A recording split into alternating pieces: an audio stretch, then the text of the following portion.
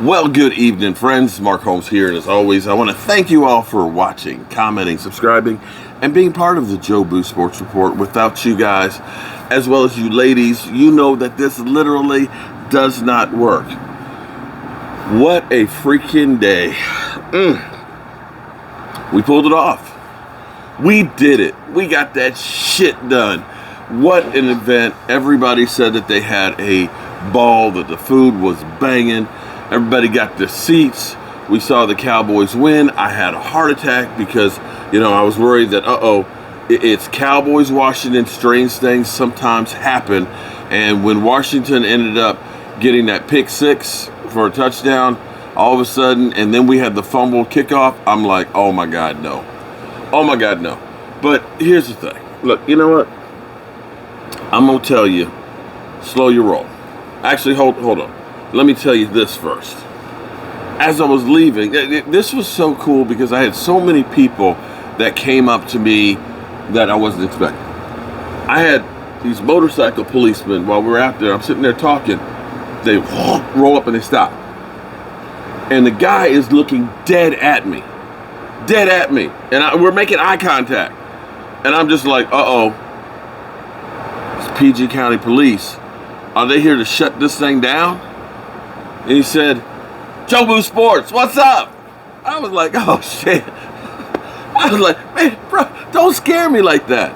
But I saw him later when we were coming back out because they're the police escort for the Cowboys. So you actually saw him with the police and stuff going out.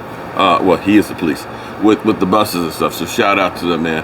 Appreciate all you're doing, bro. But when we were leaving the stadium and I was looking for my son, Rio, there was a gentleman there with his Washington football team stuff on. And he said, hey, Joe Boo Sports, what's up? He said, I can't wait to see what you're going to be saying about Dak Prescott. He said, I'm not a big fan of Dak's.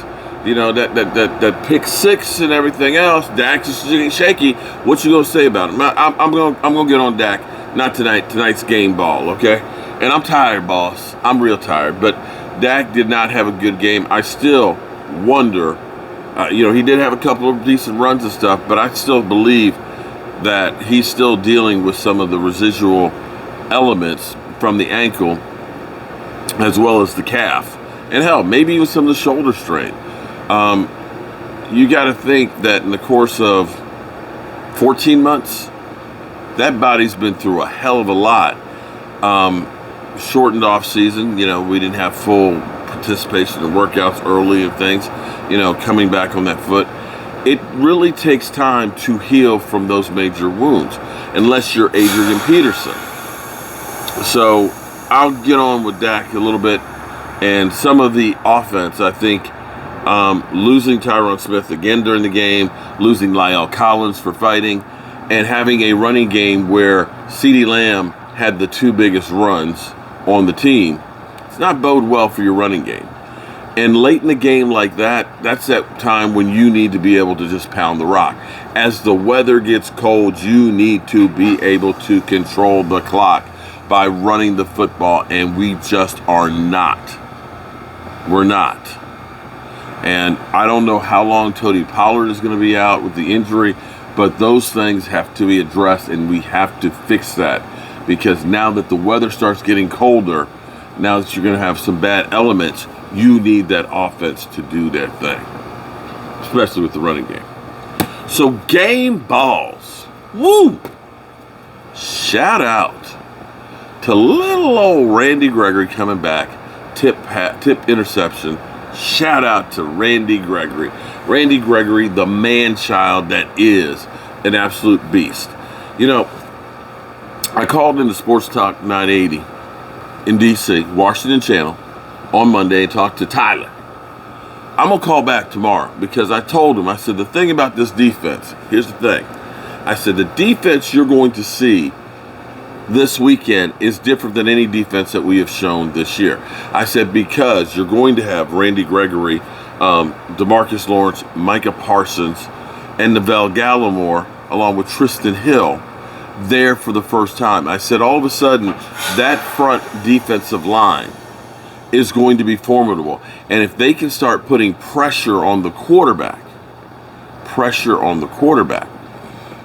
With those guys right there, you've got strength in numbers. Now, they did give up, that one Hail Mary pass in the end zone and stuff. So, hey, all right, you got that. Big deal.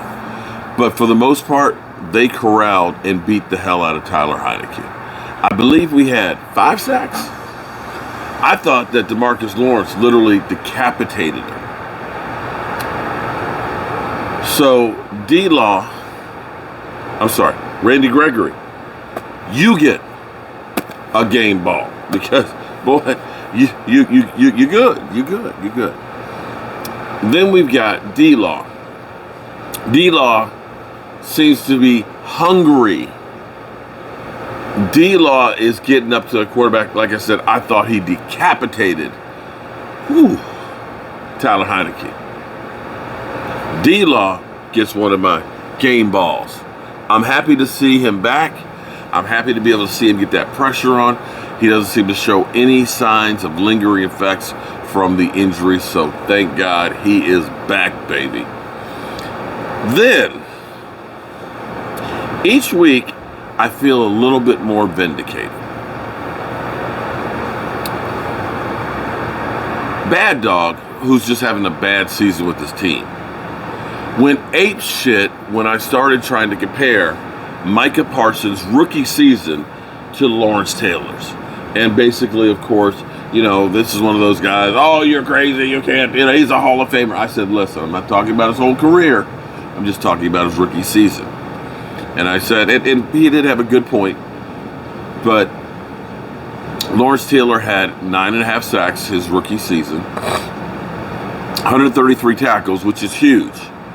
But I'm just saying that now Micah Parsons got 2 and a forced fumble. I believe that's 3 forced fumbles that he's had, somewhere in the neighborhood of 78 combined tackles and 12 sacks. If you don't believe that that's not a one-man wrecking crew, you are sadly mistaken. Because I believe he's had sacks. Is it 7 straight games? I think he's had 9.5 sacks in 7 games. That's one hellacious tear that he's on. And right now, I believe he stands either 2 or 2.5 sacks from the rookie single season record. If he gets one more sack, he actually ties Reggie White, which is another one of my kids that has actually gone ape shit because I said, when you look at what Reggie White's done, he gets 3 sacks, he's up there with him, and of course Philly 500 lost his mind. But you have to truly look at him being a difference changer. Seeing him lining up outside of DeMarcus Lawrence, the pressure that they're putting on quarterbacks, Heineke got knocked out there for a while. It's a beast. I'm also going to give a game ball to Tristan Hill. Tristan Hill doesn't have any great numbers, but looking at him rushing, there was one big penalty on him for holding because had the guy not held him, he would have jacked up Taylor Heineke. He is actually becoming a really good defensive tackle. And so you can start to see now with DeMarcus Lawrence back on the outside, Randy Gregory, those 2 bookends can get to the quarterback.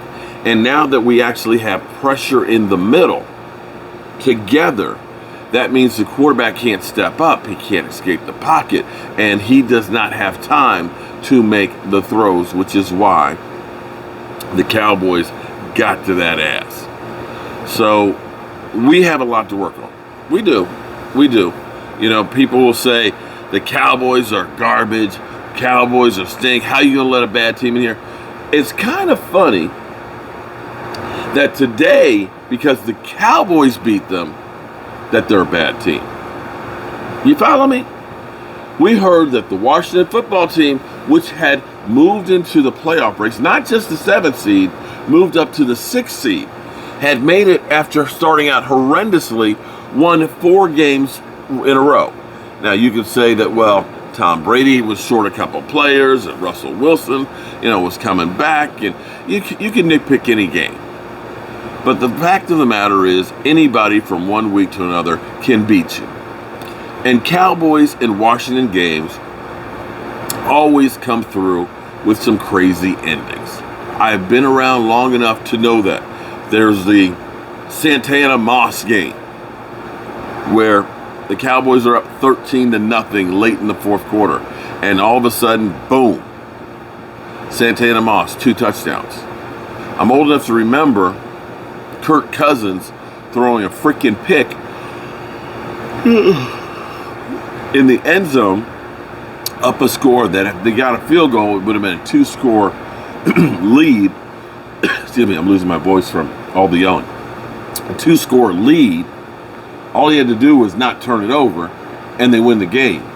The Cowboys intercept the ball in the end zone. They drive the length of the field, and Alfred Morris ends up getting the game-winning touchdown. So, in reality, the Dallas Cowboys are 9-4. They've got the hapless New York Giants next, the Washington football team, the Cardinals, and the Philadelphia Eagles. They can still make some damage, but the Dallas Cowboys are going to have to get that running game started to help the quarterback out, and Dak's got to make some better decisions, and or we need to find out about his health.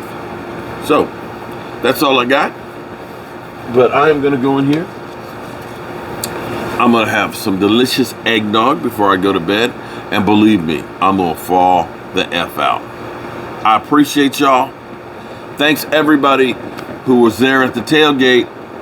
I'll see you there next year.